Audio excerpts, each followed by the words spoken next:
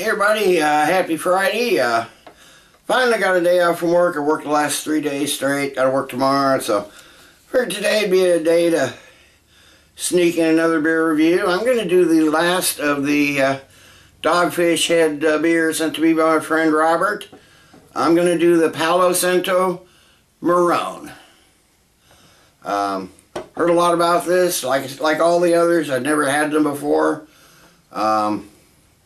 I did have the Bitches Brew way back when it first came out, but that was when you could still get Dogfish head here. Anyway, from the website it says, an unfiltered, unfettered, unprecedented brown ale, aged in handmade wooden brewing vessels. The caramel and vanilla complexity unique to this beer come from the exotic Paraguayan Palo Santo wood from which these tanks were crafted. Palo Santo means holy tree, and its wood has been used in South American winemaking communities. This highly roasty and malty brown ale clocks in at 12% ABV, a huge hit at our Rehoboth Beach brewpub when first released in November 2006. Palo went into full production at the end of 2007. At 10,000 gallons, our Palo tank is the largest wooden brewing vessel built in America since before Prohibition. And we have two same-sized oak tanks right next to it. Besides the 12% ABV, it's also 50 IBUs. Another brown ale. Again, not my favorite style, but Dogfish head seems to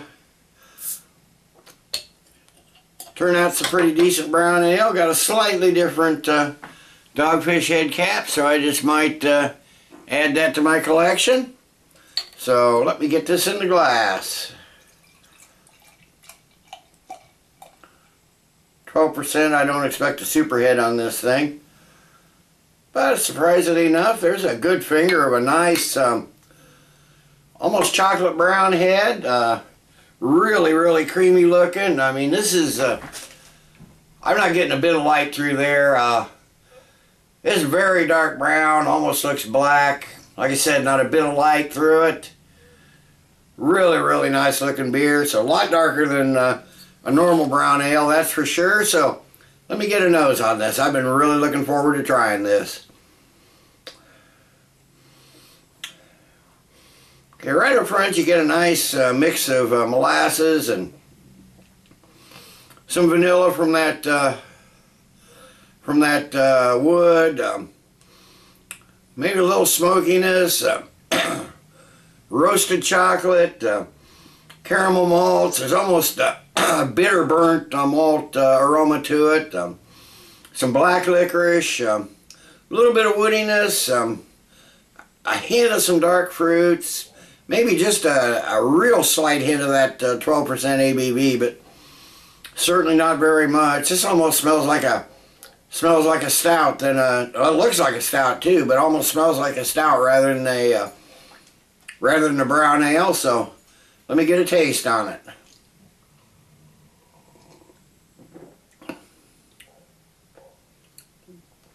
Okay, yeah, you're getting that dark malt. There's a little bitterness to it, but it's not nearly as bitter as it smelled like it was gonna be.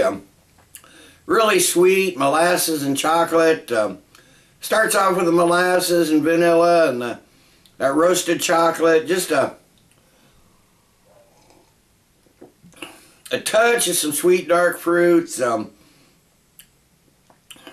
Maybe like plums. I'm not really getting any raisin type flavors in there. More like plums. In the middle you get some of that smokiness. Little licorice with some wood. Some more roasted chocolate malts. The finish is just a nice mixture of that smokiness and light smokiness. Licorice, vanilla, and cocoa, maybe just a hint of coffee in there. Again, some dark fruit, touch of booze. Boy, there is a lot going on here. This is a full-bodied beer. This is a nice thick beer.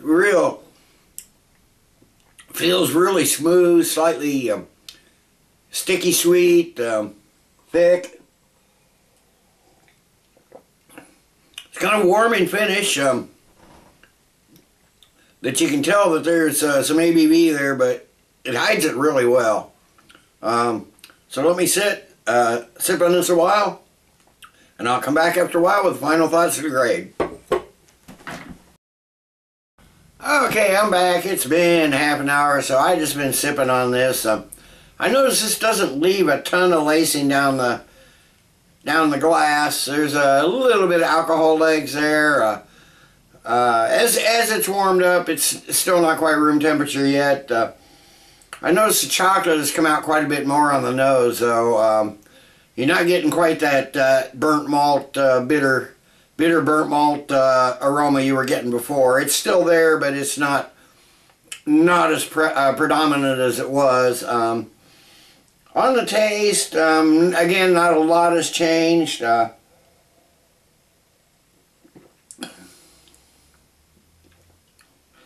little more chocolate on the taste too, like as with the aroma. Vanilla's out a little more. That wood flavor is there just a little bit more, but this is still a really nice drinkable beer. This one could be dangerous at 12% because it's very drinkable. I mean, it'd be easy to well, it wouldn't be easy to chug down, but it'd be easier than something if the ABV was more prevalent. But it's a very drinkable beer. This is a different and a really nice take on a big brown ale, that's for sure. I like that light smokiness and the wood flavors in the beer, and then the complexity. It's blended nicely. The complexity of the rest of the flavors is really nice. There's a lot going on here, so you could drink it fast because you don't notice the ABV. I mean, there's a little warmth on the finish, but you don't really taste any alcohol. It's masked really well, but there is so much going on here. All those flavors, but they're blended well. So I'm going to have to give the Dogfish Head Palo Santo Marron. I'm going to give it a good solid 9.5 out of 10. I understand it's pretty pricey, so I appreciate it, Robert, for sending it to me. And wow, damn good beer. It's not something I'd want to drink on a regular basis, but it might be in their rotation for special occasions if it were available here. So thank you again, Robert, and cheers to all my subscribers, and let's all keep drinking good beers.